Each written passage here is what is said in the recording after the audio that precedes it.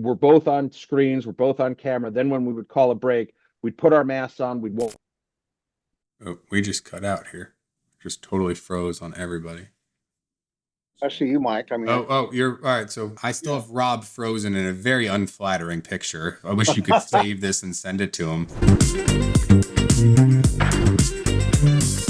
Every day in my office, we make these short videos, and one of the most watched short videos lately has been what has been called the boneless wing video. The Ohio Supreme Court ruled that boneless chicken wings can legally have bones in them. I'm not joking. In 2016, a man named Michael Berkheimer was at a restaurant. He ordered his usual boneless wings, and then he felt something go down wrong. 3 days later, he's in the ER with 105-degree fever. A bone over an inch long lodged in his esophagus. It tore through the wall, and that led to a massive infection around his heart and lungs, multiple surgeries, 2 medically induced comas, and permanent damage to his heart, lungs, and diaphragm. Found a lawyer and sued the restaurant because he ordered boneless wings. Now, the case goes all the way to the Ohio Supreme Court, and in a 4-3 decision, they ruled against him. The majority of the court said boneless wings is a cooking style, not a guarantee, the same way chicken fingers doesn't mean you're actually eating fingers. What are we doing here? I have with me Mike Berkheimer and Rob Stokar, who are the case. Mike was the person who was injured, and Rob is his lawyer.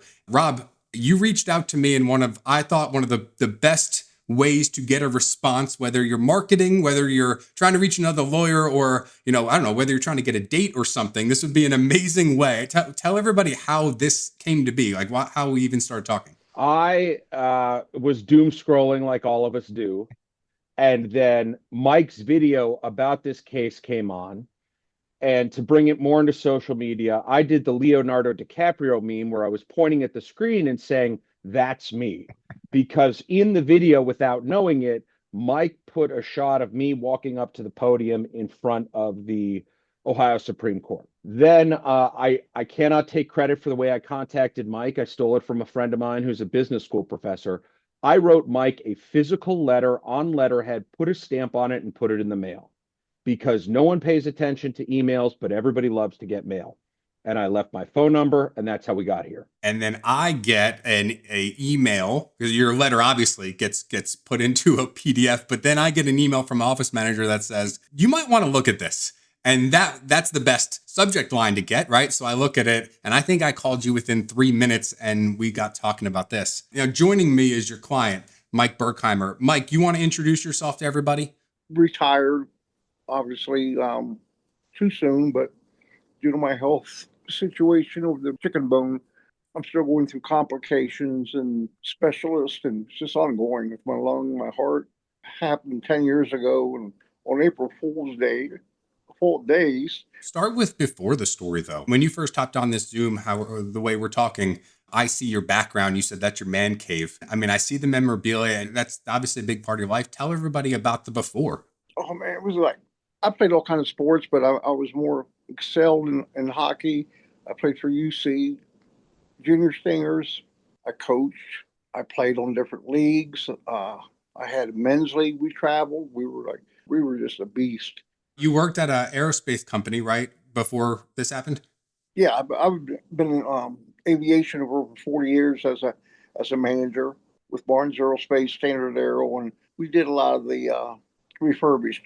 Tell me about family. There's Melissa, your wife. Tell me about house and family before this all happened. I got a stepdaughter who lives in Florida. She's like 27. So I also have a son and his wife. Also have a deceased son. So April's been kind of rough for me, if you know what I mean. Yeah, I'm so sorry about that. I'm so sorry. Yeah, I enjoyed going on my pontoon. We got a lot up there eating by Dayton, Ohio. And it's just like, I haven't been able to do that for the last couple of years, man. I just don't have the energy and with the weather. And it's just like, it's taking my joy away from me, Mike, this whole case. Well, tell me about this wing place. My understanding is that this is a place you would go to all the time. That's kind of like the neighborhood place. So tell me about you going there. Oh, it was a Friday night, of course, April 1st.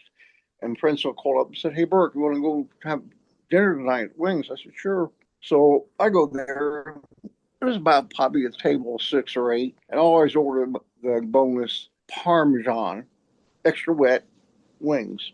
So we got there. You know how the size is on a boneless wing. They can vary, larger size. So, especially with a table of 6, I actually started eating piece. And on my second piece, I mean, I was cutting up with a knife and fork. But so with boneless, I was taking my time, cutting them up and eating, chewing. Have you ever had something go down the wrong pipe of your throat? It was exactly what I felt. I had no idea it was a bone. Because one thing I wanted to bring up and make clear, Mike, I see a lot of comments about, oh, did your mom ever tell you how to chew your food well? You know, and it's like, dude, I want to come across and explain myself because, yeah, I would probably say the same thing. Well, here you're going after the company and Gordon Foods and the farmer and everything else. You can't swallow your food. What it was, Mike, was picture this: the curvature of a boneless wing, and right on the end, okay, the curvature. I don't know how I missed it, but it was like there was a bone in there, and obviously it was like a wishbone. It was tucked up in the shape of that curvature. And how I missed it, cutting it up, I did. And when I took a bite of that particular piece, I got the meat. I didn't taste the bone. What happened? It opened up. The bone opened up and pierced my esophagus. Did you know at the moment that that happened when you ate that you had eaten a bone? No. Okay. So you eat this and something that goes down your wrong pipe. What happens then? Oh my God. I'm sitting there like, one of my friends goes, Berke, she goes, what are you crying for? I said, can't talk. I said, something's in my throat. So I go to the restroom like 20 minutes trying to release it. My friend comes in. He goes, man, you all right? I said, no, man. I just started breaking a sweat, running a fever, and I didn't even finish my meal. And we told the waitress, and I had no idea it was still bone. I actually felt it was went down this side, but it was this side. Well, then my throat started swelling up and so forth. Well, needless to say, I went home, got some rest, drank some water, and then within a couple of days, man, I started running 105 fever, and something wasn't right. So I had tickets for opening day. You know me. It's like, I'll be all right, man. I'll get through this. And so we're going heading down to the Reds opening day. And of course, my wife takes a right. I said, whoa, you're going the wrong way. No, we're going to UC ER. I said, man, thank God she saved my life. Did she know when you got in the car that she was going to take you to the ER? Was that her plan, or did she decide like spur of the moment? Yeah, she knew. Yeah, she knew. I said, why didn't you tell me that? I would have gave her away the tickets. Are you heading to opening day in Reds gear here? Yeah, And she... yeah. Okay. We went out for the parade and meeting up with a couple buddies at the pub. You walk in the ER and they go, wow, this guy didn't even make it to the game. He must have had a hell of a morning or afternoon, right? I said, can you check us out? So I said, I got to go to the game, Slick. And he goes, yeah. Well, they get in there. There's so much mass and noise and confusion. They couldn't really even see anything, by the test. And then they're getting ready to release me. I said, sure. And my wife, she's got a medical background. She goes, no, she's not getting released. Can you go in there and double check? Well, they went in there with some like forceps, and they got looking around. They felt something, and whoa, and they pulled out the bone. They said, well, so much for your boneless chicken wing. Rob sent me a picture of it of at least the container. Rob, are you about to hold it up? Yeah, and I can share my screen as well. So here's a picture of it against a ruler. There it is. Wow. That's it, and I'll send that to you. And then one of the first things Rob texted me was the picture of the container. And I'll tell you, we have in my office, like, I mean, it might as well be a police evidence locker, but it makes me think of a client that I had. He fell in a grocery store. Mike, it was kind of similar where, you hear about this stuff every day. Oh, I got a piece of bone in my meat. I fell at a store, not a big deal. And then there's stories like you and a client that Rob sending me the picture of the bone made me think of, where we have my client's shoes because we asked him, hey, give us your shoes in case the defense argues that you slipped and you fell and it was your fault because you weren't wearing whatever the right shoes mean. And he ended up passing away while having surgery to correct the problem that was caused by his fall. We still have those shoes and we still have other stuff. And it's very sombering to see that 1.5 inch thing or those shoes, whatever it is, can change your entire life. Exactly. So you're sitting in the ER, they pull out this bone. Do you think you're better and, you're getting to go to the Reds game and you're off? Yeah, I was like, yeah, they're right. Well, no, you're not going anywhere. You got 105 fever and we're going to pack your room, man. I ended up having a heart attack because I had so much bacteria, Mike, in my lungs. I had, on my heart, I had the size of a softball on my lung. Wow. Heart attack. They rushed me to Christ Hospital. And then they took care of that, and then took me back to UC. And man, I was just going downhill. You said you had a heart attack. Was that in the hospital that same day? Yeah. I mean, you're not kidding when you say that your wife saved your life by bringing you to that hospital. That is incredible. We go back to UC, man. They're like, we can't take care of you. We're going to send you down to downtown UC. And they rushed me down there on that Friday night, or it was a weekend, because it happened a couple of days afterwards. And they rushed me in there, and they called a specialist surgeon in, and she got looking at me, and had to go in there and break a rib, go in there and cut me up, man, just fillet me to drain all this bacteria. Dr. Starn says, my God, she looked at my wife. She goes, what's he doing here? He should have been dead 2 days ago. I mean, you've seen pictures of me. I was in 2 comas and in the hospital for 3 months. And can you imagine laying there? And how do you heal your esophagus? Well, by scar tissue. So for 3 months, I couldn't drink anything. The nurses would have to come in and give me a sponge, wet my mouth. And a couple times I had to flirt with them just to get an ice cube. But you know what I'm saying? But then they had to do a test once a week to see that dye, see if it was closed up or not. Oh, it was miserable. And then you stay in the hospital for a total of 3 months or so? Yeah. Well, I had to recover because one, I had to get my esophagus scar tissue, healed up, and 2, still in medical reasons. What was a day in your life while you're in the hospital? So you're at ICU and you're waiting for that scar tissue to close up. What's the day like? I mean, you can't eat, you can't drink. It was mostly just under all the medication. I was just in and out. Berke, do you mind if I share a photo of the scarring? Absolutely. So this is 4 months post accident. This is Berke's right side, and you can see all of the scarring that is a function of all of the drains and however the surgeons did what they did to get all the nastiness out.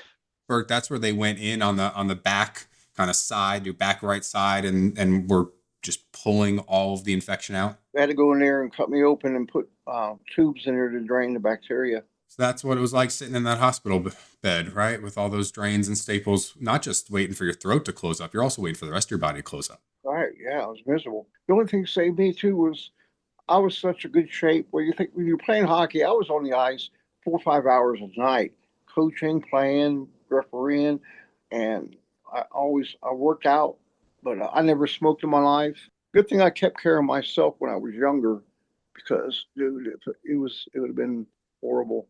It just took a lot of me out of me, man. It was just like, it just drains you.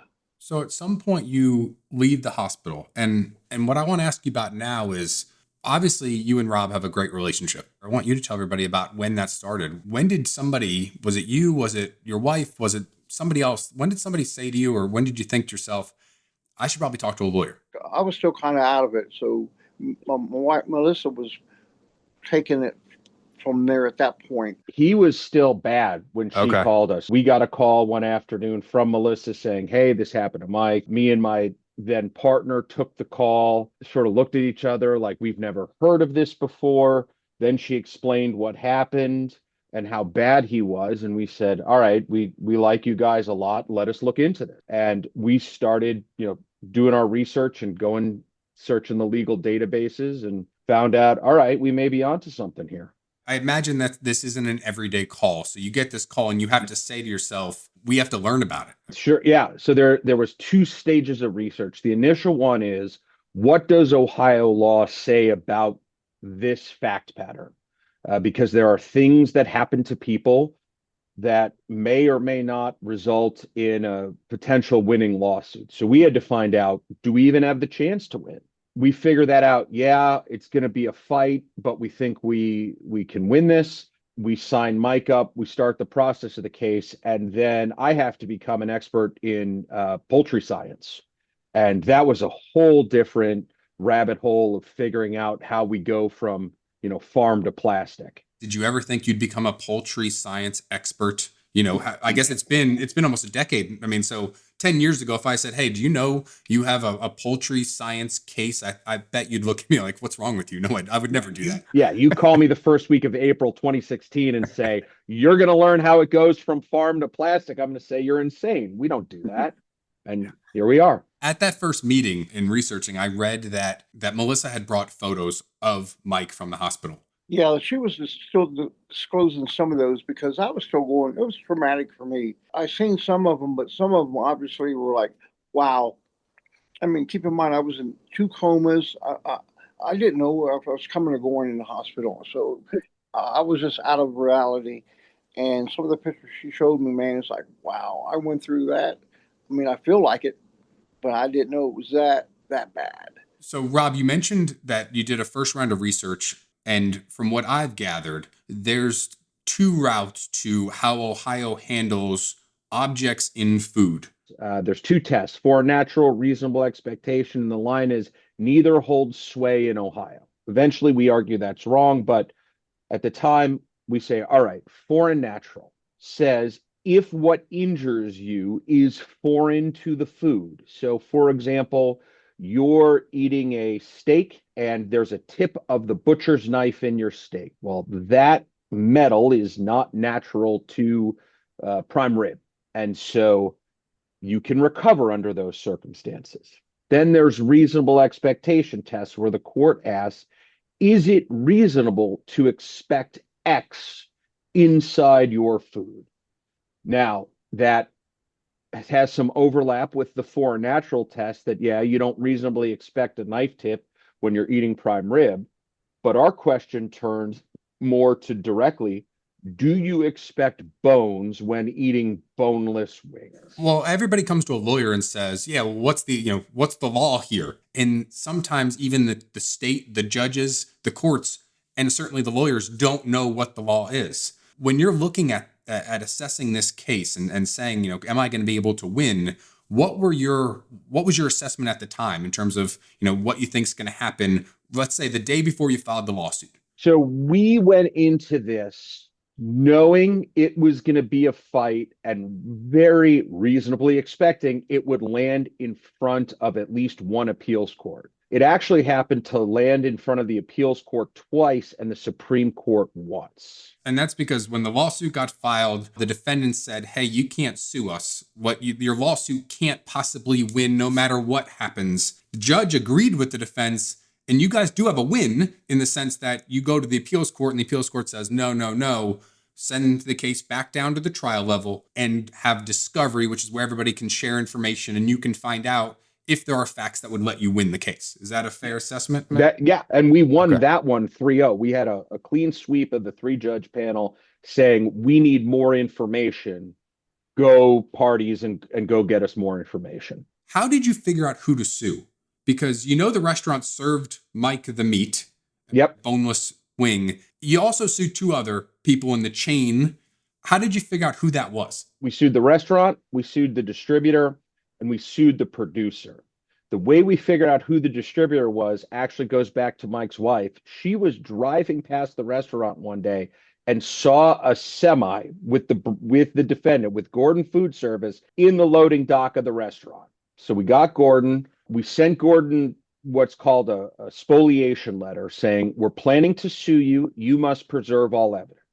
We got Gordon on the line, and their insurance adjuster told us who they sourced the product from. So then we brought the producer into the lawsuit as well. So you end up with basically the chicken company. You've got the middleman who's delivering it, and that's Gordon Foods. And then you have the restaurant. Yep.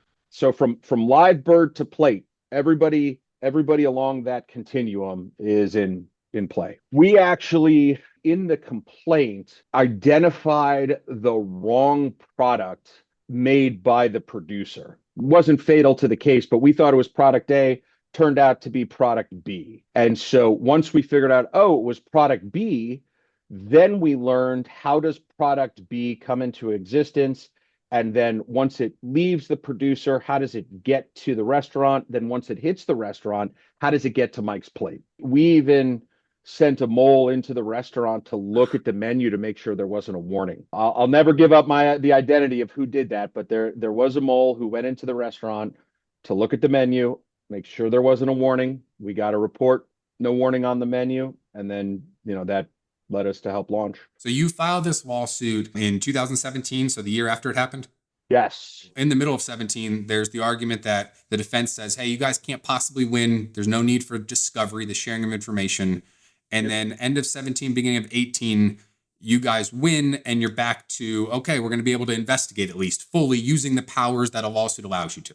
Correct. So we send, I'm looking at it now, 12/5 of 17, we file our notice of appeal, goes up to the appellate court on that initial order. July 9th, 2018 is when y'all won. Yes, comes back down. Then it takes a while for the court to get it sort of back. We then get into finding out the facts, trying to interview people. Then 2020 happens, and so we get stopped and shut down for COVID. So the courts here hit the pause button. They're extending deadlines. People aren't traveling for depositions. And in this case, we've got counsel for the producers are in, at this point, they're in Illinois. The production facility the facilities that could have been in play are in the Southeast. The distributor is out of Michigan. Their lawyer's out of Dayton. We're out of Cincinnati. And so no one's really moving. So it takes a while to get life back going. And then in the discovery process, as you know, we ask questions, we get documents, then we have to schedule witnesses to ask them questions about the documents that they previously gave us. How long would you say COVID cost you? So probably, slowed us for a year. We ended up getting everything we needed, get the case we thought ready for trial. And then the defendants filed something called a motion for summary judgment. Thinking about this case and thinking about our talk today, what a lot of non-lawyers may not realize is that in a civil case, you don't have an absolute right to a trial the same way you do in a criminal case. So if you're accused of, stealing a pack of gum or the Declaration of Independence, you get a criminal jury trial. Even if you're on video doing it, even if it's clear you did it, right? Your fingerprints are on the gun and your face is in the liquor store and the $100 bills are in your house and the manager's watch is on your wrist when the cops get you. You want a jury trial, you get a jury trial. Civil, not so much. There is a provision of the Ohio Rules of Civil Procedure and federal, and I imagine Georgia as well, called a motion for summary judgment. And that's where generally the defense will argue that there are no genuine issues of material fact such that as a matter of law, a reasonable jury could not find for the plaintiff and the defendant wins. It's a procedural mechanism to stop cases short of trial. And Berke and I were talking to a former appeals court judge down here who's writing a book about the jury trial. And I said, those motions are for the easy cases where, you break into a construction site after hours. It says, don't enter, dangerous, get out. And you're on video playing on the equipment and you break your leg and you sue the construction site. And it's like, well, no, we told you stay out. And importantly, no personal injury lawyer should have taken your case in the first place. So you shouldn't even be moving it because those are the lawyers and those are the cases that it makes people naturally skeptical of real cases that have crazy facts and are strange and out of the ordinary, but very real, like Berke's case. Absolutely correct. So for summary judgment, each defendant files one against y'all, and you have to prove why the evidence you've figured out during discovery would allow a jury, a reasonable jury, to say, hey, you could win even if we believe everything, and we must believe everything that you say is true. And it's not only that, it's if there's any 50-50 ties, they go to us. Even if it's 90-10, it goes to you. I mean, it's any reasonable tie goes to, or any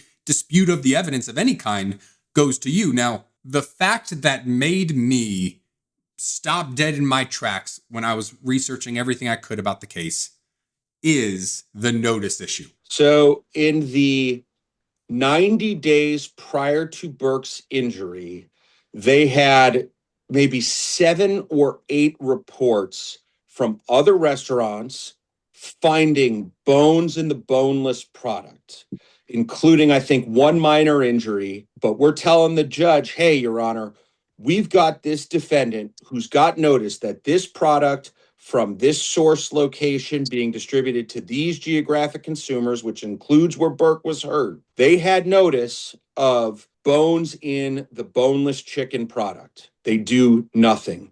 They don't put out a bolo to the restaurants to be on the lookout.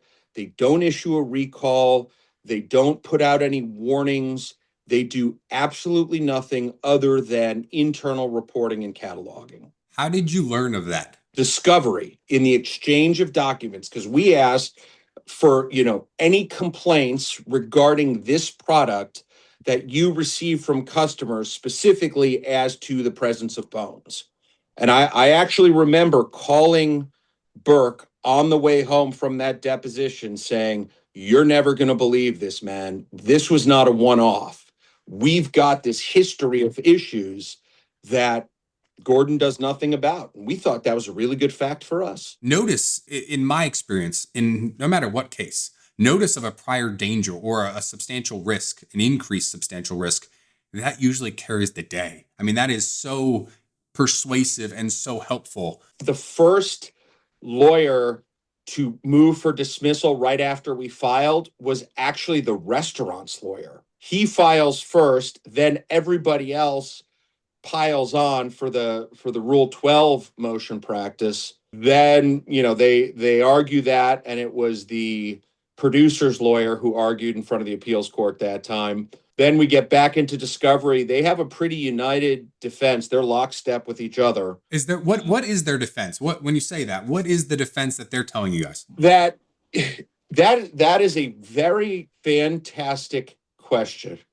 Because at no point in Mike Berkheimer's deposition did the lawyer say, Berke, you're aware that chickens have bones in them. Like, they never got Berke to admit that. Of course, he would have said yes. What I think they were really relying on was the strength of Ohio law, that they were going to win this case, not on the facts of what happened, because I'm not sure they have a good argument on the facts, but they had a really good argument on the law, the way it existed in the 8 years of litigation up to really since, the 80s up to December 12th, 2023, which is the day we argued it. But you would expect that they would have at least asked Mike here, well, you would expect from time to time there'd be bones in boneless wings, right? And if I go to McDonald's and I give my kids a chicken nugget and there's bones in it, I've never had that happen ever. I don't know if that has. My answer in that deposition would be no. I would never think there'd be a bone in a boneless thing. So could you mind me asking, how much did you as the law firm spend on discovery? A ballpark, if you're comfortable sharing that. Oh, goodness. The real cost came in with the meat science experts, probably in the low 5 figures, I think is the total cost. And that was without any lab testing. Now, Mike, I've had clients in the past that I give them reports. In my office, we give everybody a report every 30 days. We say, hey, here's what's going on. And you probably know after 8 years, the lawyer world works usually on 30-day time frames, so it works out well. Are you a client who's saying to me, leave me alone, I don't want to talk about this, I hired you? Or are you diving in on the other end and saying, I want to learn about, poultry sciences. I want to know everything I can about how the heck this happened to me. I had to do some research along with Rob, and I did it on my own. I wanted the theory of it. Why, do I go in there and have boneless wings? I always ate there. Yeah, I expect boneless wings, man. How did this pass through different steps? Like Wayne's Farms, they have a certification say, we have an x-ray, the produce through x-ray, claiming there's no bones in it. Certification. It was missed there, missed at Gordon Foods on a recall, and it just got more frustrating more and more. In the decision by Ohio State Supreme Court, even one of the judges in the Supreme Court said, that's a Jabberwocky answer. I've never heard of that. It made it to Stephen Colbert. He got a little excited with it too. During this lawsuit, are you having calls with Rob or any of the lawyers, and that are more, now that you look back at it, more therapy, more venting than anything else? Yeah, Rob and I, we come across something like you, and I see things I share with Rob. So we still we share things in common. And I take him down to the hockey game, took his family down there, got him on the ice, and met the players coming out of the tunnel. I mean, they were calling me Uncle Mikey by the end of the night. But Rob and I have a great relationship, even though I'm not going to say it's never over. I'm not, I'm just like you guys, man. I always been a tough player, man. Operator. I don't like to lose, and I don't give up. I don't quit. During the lawsuit, sometimes defense lawyers or companies will apologize. They'll say, look, even if we think that you can't win this lawsuit, we're sorry this happened to you. And I don't know the answer to this. Did you ever get an apology from anybody? No, I mean, well, let's talk about how this thing all ended. So the trial court on these motions for summary judgment sides with all of the defendants, and the appeals court agrees with them. And then you get to the Ohio Supreme Court. You've got to ask the Supreme Court to hear your case, and they can say yes or no. And most of the time they say no. We can look up the stats, but it's just to get there, almost like the guy who loses the Super Bowl. I'm just happy to be here. But you got to work to get to the Supreme Court. So we actually had to write to the Supreme Court why this is important enough that they should listen. And then the defendants get to say, no, pay no attention. You don't have to deal with this. Don't hear the case. Then we get an order from the Supreme Court saying, hey, we want to hear what you have to say. At that point, also, our team grows. We had a guy named Emmett Robinson out of Cleveland who is a phenomenal lawyer, and he writes us this absolute monster brief. We get the opposition brief from the defendants, then we get a chance to reply. Emmett writes the reply, and it's like, man, this is going to go well for us, I think. We've got the arguments. And remember, the procedural issue before the court is not, does Berke win? Does Berke get a trial? And all you have to show is there's a reasonable possibility, if everything goes in your way, every single thing goes in your favor, that a jury can find for you. Leaving oral argument, I thought to myself, I can account for 6 of the 7 votes. I can't account for the 7th vote. And I ended up talking to one of the defense lawyers afterwards, who I was friendly with. They had that same justice pegged as the 7th vote. They left their 3-3 also. I have a tough time to this day processing how they got to their destination. Had they said, as a matter of law, Ohio is now a foreign natural state. So the knife tip in your chicken, boneless chicken, you win. Bone in your boneless chicken, you don't win. I disagree with that, but I understand that. We know what the rules of the game are. Let us play it. But to come back and say boneless is a cooking style and not an averment of bone-free, then what the hell else does it mean? Like, I can't figure it out, man. I went to college and law school just like you. I can't figure out what else it would mean other than you're not going to get any bones in this food. So they went with the reasonableness test, at least in the ink that they wrote it. They went with the reasonable test and said, all right, is it reasonable? And for everybody out there, that question, if they're doing it straight up, the question they're answering is it possible for a juror to conclude that it is unreasonable for bones to be in boneless chicken? That's the question. And they said, as a matter of law, it is not unreasonable to have bones in boneless chicken. And it, in a situation of a restaurant that actually gives you bones versus no bones, right? You get that choice. The menu at the time had no warning. The menu at the time of the injury had an upcharge for boneless as compared to bones for the same portion number. And we learn that the food, the part of the bird that makes the wing and the part of the bird that makes the boneless wing are not the same part. The boneless wing is not the bone-in wing with the bone removed. It's a completely different part of the chicken. Like, all these things are swirling, and we want a jury to say, hey, Berke, sorry, or Berke, you're right. Let them tell us. And the jury sees all of the information that both sides would show. And I'm sure you would show the bone that you have. I thought it was interesting that they made a lot of determinations and made a lot of statements about what the bone was and what it wasn't. Did they ever see the bone? There was a picture of the bone embedded in either the summary judgment briefing, the appeals court briefing, or both. I could just see Rob up there with that jar with that bone in it. asking the jurors, would you expect this to be in your child's? So tell me about when y'all found out about the decision. I mean, I know that's not the most fun memory, but tell me about what it's like as the lawyer side, and Mike, how you found out about, the court's decision. At this time, I was prepared for anything, any shock. It's been going on forever and dragging it out, and we're appealing. And for them to come out finally with an answer, which was so inclusive, it was like, my God, I do deserve a better explanation than this. Are you serious? It's taking a toll on my life, man, my health. It's just emotional, mentally. I mean, I have good days, bad days, but I still try to let it go. Missing out on opportunities with my buddies and doing this and that. Man, it's just, it's horrible. And what about you, Rob?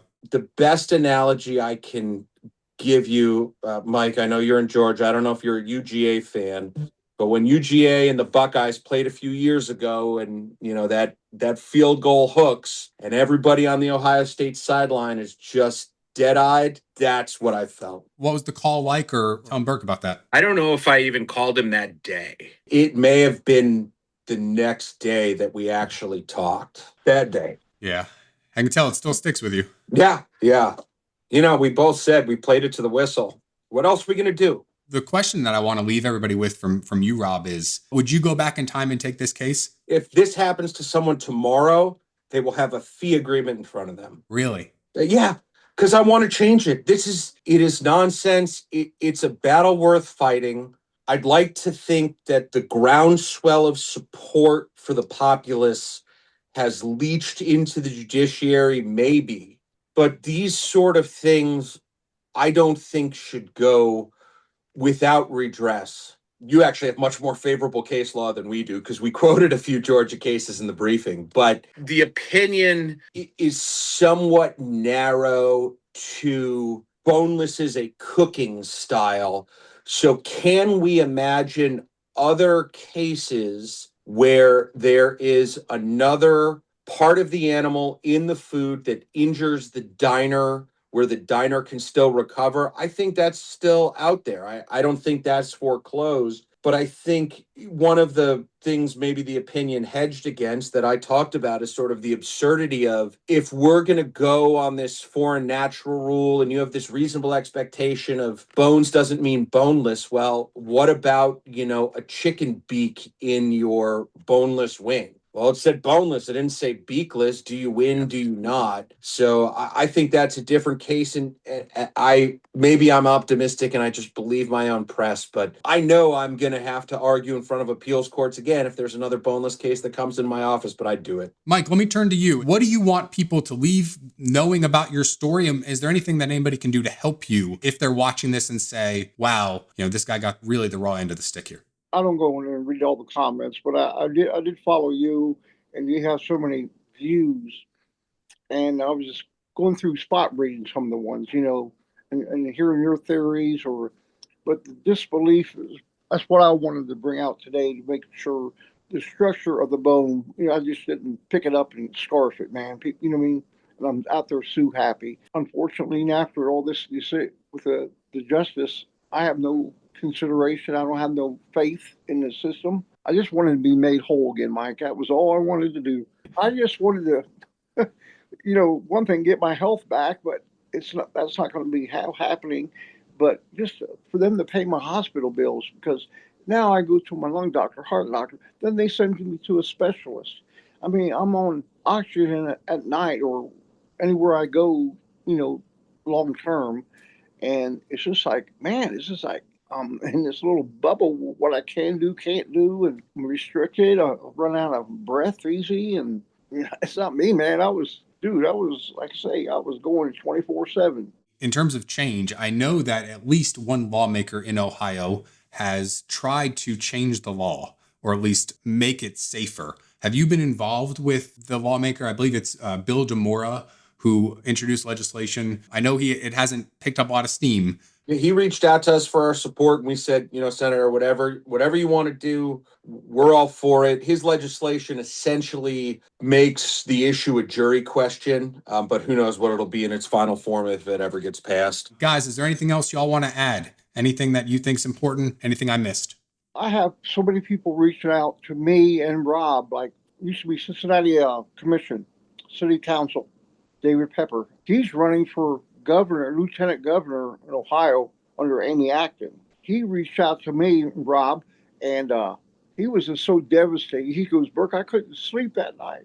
And some of these people that have nice titles and are respected are reaching out to us. It's like, dude, that was so wrong. So wrong. I'm going to make you heard. You're going to be heard around. You know what I mean? And I appreciate that. For like you, giving us the time today, to talk about this. I really appreciate it, Mike. I told you before we hopped on this interview that the goal of my channel is to educate people, not just about what facts and things are, but about who people are and the stories behind what they read in the news.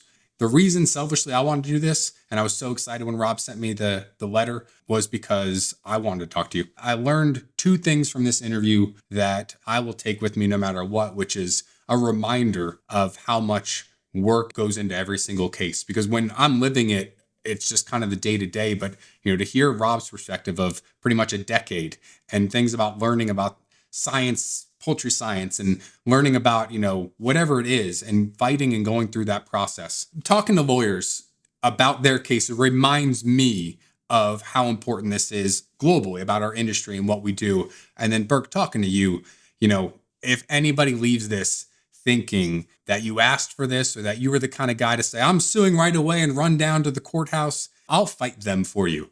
Like that's the bullshit that needs to stop. So Right. I'm glad that you came and talked with me. I appreciate it. Rob had mentioned to me about a GoFundMe. I think you know me by now. I was too proud to say yes to it. I never asked for nothing. But a friend of mine about a month ago created it, okay? And so we kicked it off for a month. I sent it out, but I'm not really, it's more for health benefits than anything. You know what I mean? I really didn't want to go into it and do it, but man, at some point, I got to look at a different avenue. I never want to ask for anything. Worked hard for what I did, man, what I got. Despite the internet being what the internet is, bunch of crazy people, they're the loudest ones. I have learned that there is a really good group of people out there that follow, thankfully, the videos that we do. So I have faith and I trust that some people will want to help you out. And I appreciate you giving them the opportunity to do that. I know that is not easy for anybody. Hopefully you get some help, okay? Appreciate it. All right. Well, if you ever need anything, I'm here. And if I can help you, just let me know. All right. Thanks, brother. All right. Bye. Thanks, Mike.